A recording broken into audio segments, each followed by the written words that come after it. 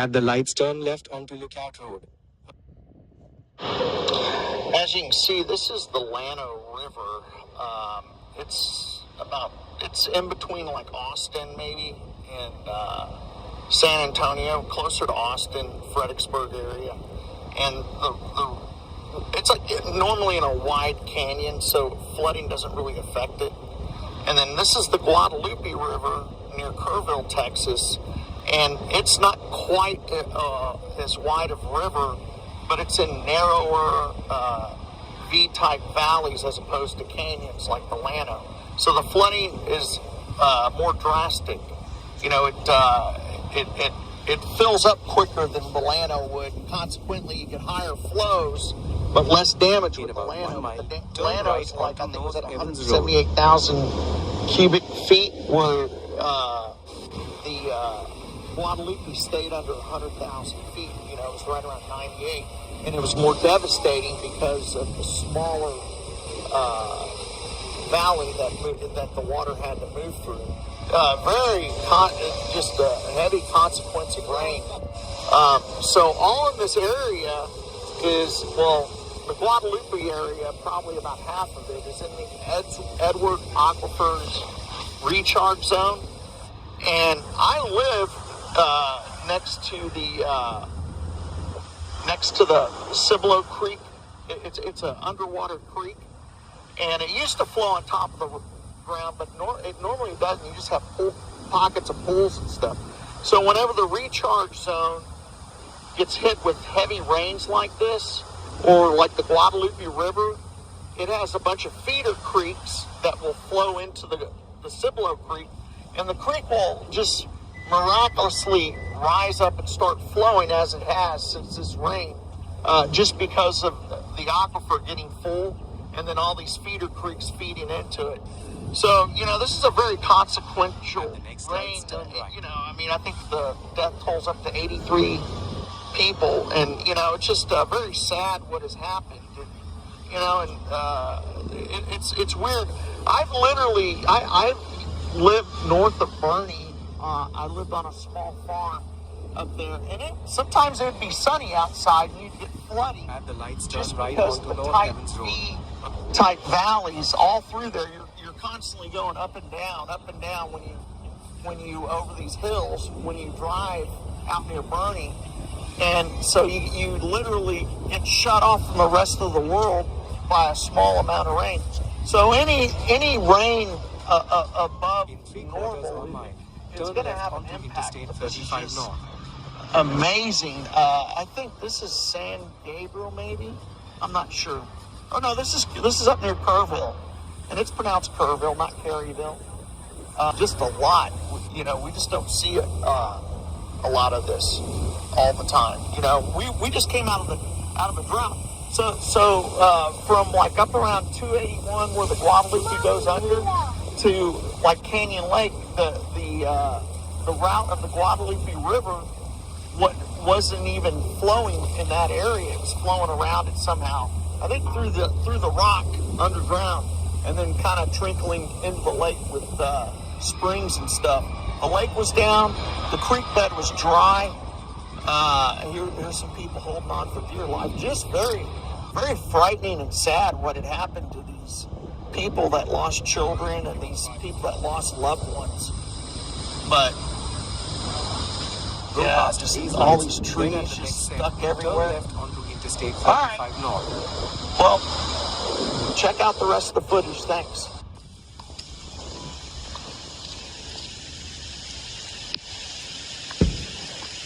Anybody want to go tubing down the tube chute?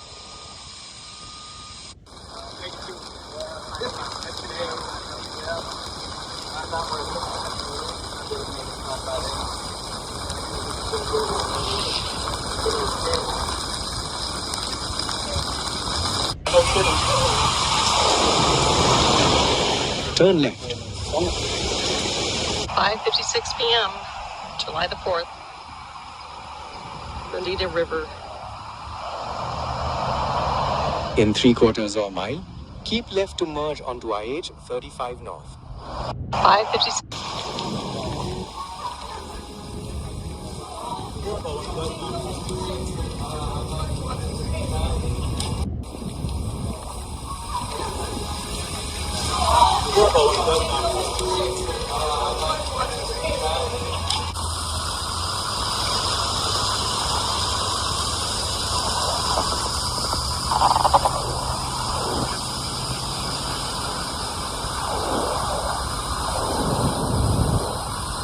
Hello everyone.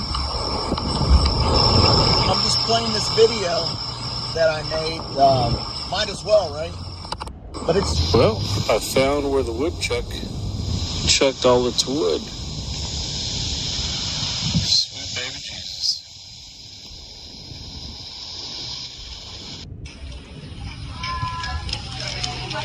Use the left lane to keep left to merge onto IH 35 North. Oh my God, look at that spider. What's up, E1's making $600 over 2 weeks. He went out and bought a Jeep. You can afford it. Keep left. Yeah, they're just taking video, I bet. All news helicopters are beautiful. In about 16 miles, take exit 191 towards Canyon Lake and FM 306.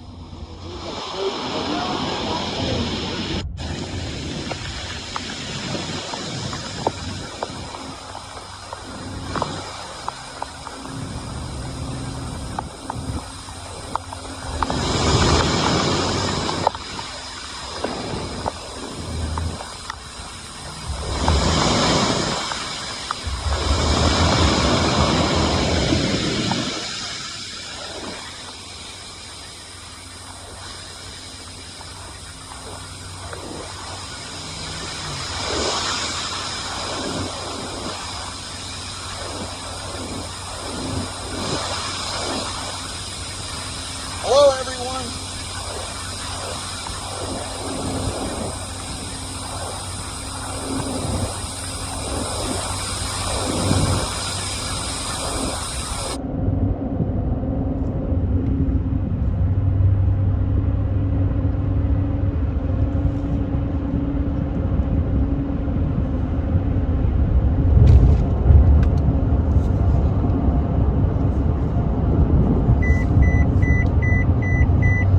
Hey, how y'all doing?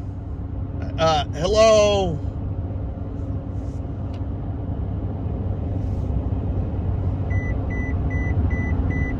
Okay. Lamar Jackson edit. Cool. Grab the camera for Lamar Jackson. Hello, Donna. I don't know who the top one that said hi. I think you're the first one. Hi, how are you? I don't want to really go after it. So as you can see that this flood up near Kerrville, Texas, on the Guadalupe River was really just horrible. I mean, I think they've recovered 100 bodies so far. I don't know how many people are still missing, but you know, people are saying or blaming the defunding of the National Weather Service or whatever it was. And in reality, I think the Weather Service was working. It's just that the camp, the people that ran the camp, they didn't listen to the warnings because they were asleep or something. I don't know. So what ended up happening is, you know, they missed the window of opportunity to get out of the cabins. And it was horrible.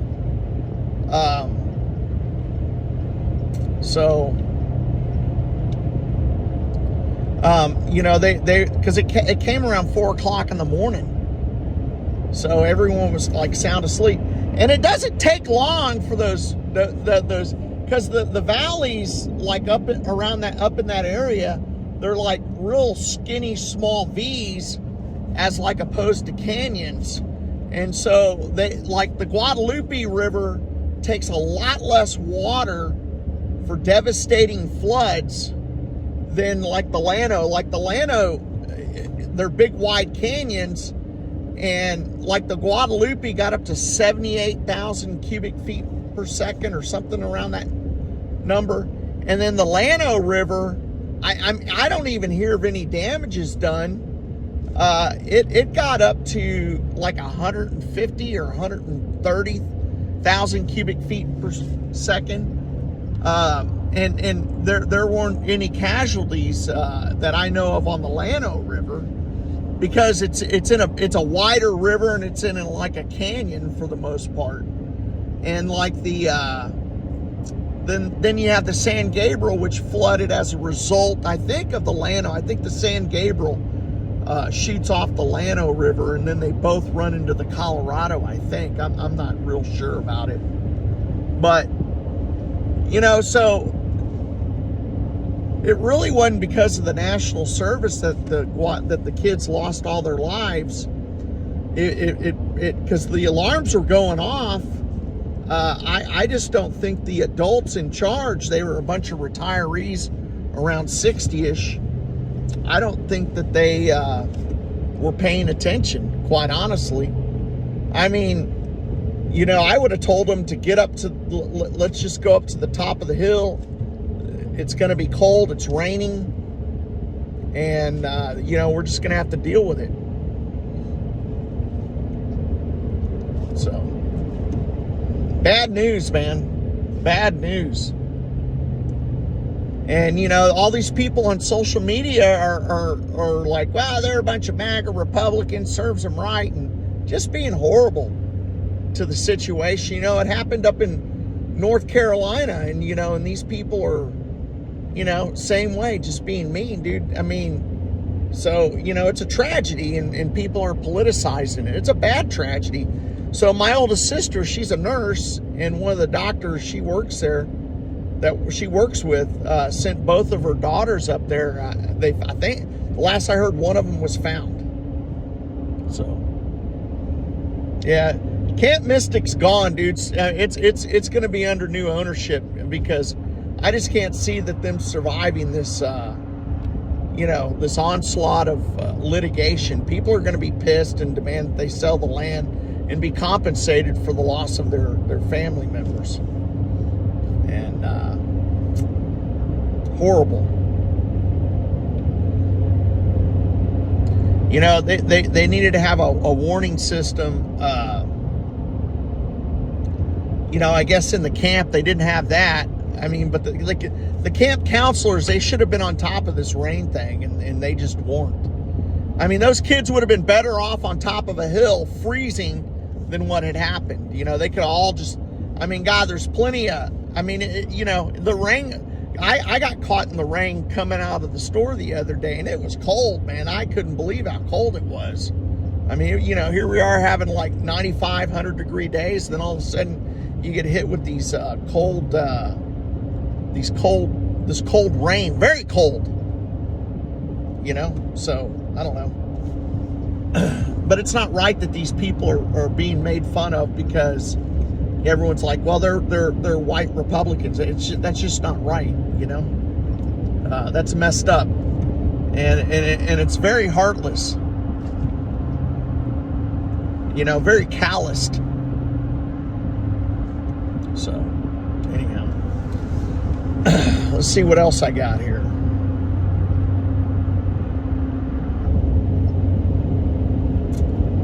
Epstein files, nothing. Oh, it's not. We can't find any Epstein files. We can't find. We don't see where Epstein. We think Epstein killed himself. Oh well. What else was I gonna bring up? Elon, new political party, the America Party.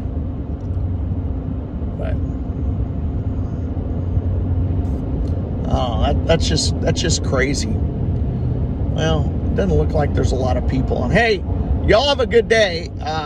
Thanks for tuning in while you did, and I really appreciate y'all. All right, peace out.